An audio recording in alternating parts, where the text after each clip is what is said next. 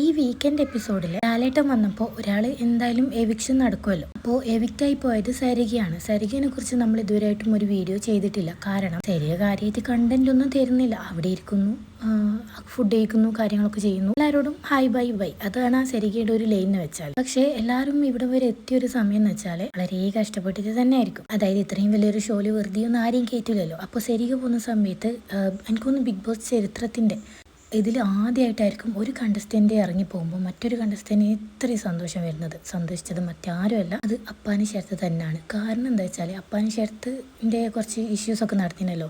അപ്പോൾ ആരെങ്കിലും പുറത്ത് പോകുന്ന സമയത്ത്, അതായത് സരികനെ പോകുന്നുണ്ടെങ്കിൽ അഥവാ ചേച്ചിയാണ് മുന്നിലേ പോകണമെങ്കിൽ ചേച്ചി എൻ്റെ ഭാര്യനോട് കാര്യങ്ങളൊക്കെ ഒന്ന് പറയണം എന്ന് പറഞ്ഞിട്ട് അപ്പാനി ശരത്ത് ഏൽപ്പിച്ചിട്ടുണ്ടായിരുന്നു എന്ന് പറയുന്നുണ്ട്. സരിക ഇവിടെ വളരെ ചിരിച്ചുകൊണ്ട് നിൽക്കുന്നുണ്ട്. പക്ഷേ വളരെ വിഷമത്തിലായിരിക്കും പുള്ളിക്കാരി നിൽക്കുന്നത്. ആരോടും ഒന്നും സംസാരിക്കാൻ വരെ പറ്റിയില്ല. ഒരു ഡയറക്റ്റ് എവിഷൻ ആയിരുന്നു. ഒരു ബായ് വരെ പറയാൻ പറ്റാത്ത ഒരു സാഹചര്യത്തിൽ വരെ അപ്പാനി അത് അവിടെ മെൻഷൻ ചെയ്യുന്നുണ്ടായിരുന്നു. അത് എനിക്ക് തോന്നുന്നത് വളരെ മോശമാണ്. കാരണം ആരാനമ്മക്ക് ഭ്രാന്ത് പിടിക്കുമ്പോൾ കാണാൻ നല്ല രസമെന്ന് പറയുന്നത് അതിലായിരുന്നു അപ്പാനിയുടെ ആ ഒരു ബിഹേവിയർ. അവിടെ പറയേണ്ട ആവശ്യമില്ലായിരുന്നു. മേ ബി ഓൾറെഡി പറഞ്ഞ് ഏൽപ്പിച്ചിരുന്നു. അത് ഞാനല്ല, എന്നെ മുന്നേ ചേച്ചി പോവുകയാണെങ്കിൽ ചേച്ചി അതൊന്ന് പറയണം, പറഞ്ഞ് ക്ലിയർ ആക്കണം. എന്തെങ്കിലും പ്രശ്നം ഉണ്ടെങ്കിൽ അവളോട് അങ്ങനെയൊക്കെ പറഞ്ഞിട്ടുണ്ടെങ്കിൽ അത് ഓക്കെ. പക്ഷേ ഈ ഒരു സാഹചര്യത്തിൽ അത് പറഞ്ഞത് വളരെ മോശമായിട്ടാണ് എനിക്ക് തോന്നിയത്. നിങ്ങളുടെ അഭിപ്രായം എന്താണെന്ന് കമൻറ്റ് ചെയ്യുക.